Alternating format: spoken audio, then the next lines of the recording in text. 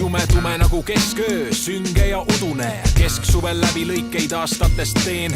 Ära käinud põhjas, seal on sompus ja hägune. Mul tundub kerge, kuid vara oleks hääbuda veel. Käes on eelnädala reede õhtu. Me oleme siin Pööningu hooaja avalöögipeol koos Reketiga ja lähme vaatame, mis siin peol toimub. Hundi karjas paljas lammas maha murrab susisid. Jaht käib kahtpäid, ärtusid kui tuvisid. Millal sa esimest korda Pööningul käisid?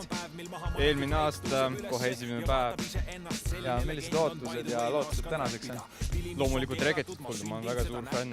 Ja loodan, et see on väga hea õhtu. Ma olen oma sõpradega siin koos. Teisel käel, teine mina. Nüüd oleme siin peaaegu sisse jõudnud.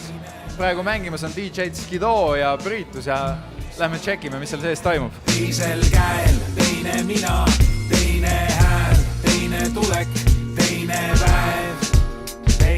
Milline muss siin Pööningul kõige paremini rahvale peale läheb? Ma arvan, et house läheb päris hästi.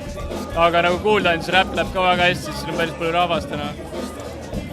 Siin juba korra DJ puldis käisid, mis muljed tänase kohta on? Siuke ennustus tänaseks peaks? Ma arvan, et väga palju rahvast tuleb veel juurde. Kui Reket peaks veel peale minema, siis on kindlasti nagu täis maja ja kõigil on hea olla, ma arvan. On kaunid naised kergelt tulnud raha. Paberi ja pliiatsiga pahandan ma publikut. Jälle leiutan ma ratas võidetud on tuulikud. Plahvatuslikult, sest või... Nonii, nüüd oleme siin luksuslikus backstage'is koos pizza, puuviljavaliku ja Baltika nulliga.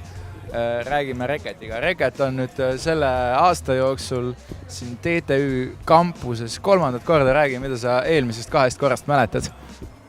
Kõike. Esimest korda oli väga pidu, väga vähe õhku, hea vibe, hea energia, mega live. Teist korda oli sel nädala alguses. Mängisime DJ Lauriga maja juures telgis paar tundi muusikat. Ja nüüd esimest korda on meil backstage'is pizza. Nii et ma arvan, ka see jääb meelde. Räägi sellest pizzast lähemalt. Nägin, et just lasid hea maitsta. Kuidas oli? Kui täitsa Nitševo pizza, ma pole siia nagu sööma kunagi tulnud, aga võib täitsa tulla. Nagu ka mitte kontserti andma. Pööning on siis koha nimi, kui pizzat tahad, et Mustamäel süüa. Aga rääkides tänasest kontserdist, kas on mingeid special plaane, kas sinu jaoks on vahet, kas esineda mingile suurele publikule või siukses väikses kohas, kus kõik on tihedalt üksteise vastu? Muidugi on vahet. Väiksed tihedad kohad on alati kõige lahedamad olnud. Kontserdi andmiseks mõtlesin, eelmine kord oli siin meeletult palju inimesi. Aknad tehti keset kontserti lahti, siin mõned said natuke trambitud isegi, et loodan, et keegi väga traumeerituna ennast ei tunne ega tundnud. Ja täna loodan vähemalt sama, kui mitte paremad. Nii et loodan, et kõik fännid ja uued koolilapsed veavad end kohale ja tulevad vaatavad, mis see Pööning ja mis see Reketi live endast kujutab.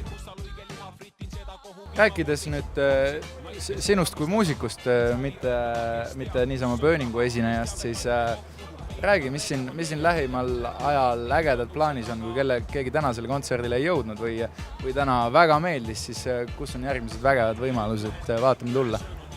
Nüüd tulemegi septembris mõnel rebastepidudel, ülikooli rebastepidudel, 9. septembril oleme Vabaduse väljakul sügisjooksueelsel laivil.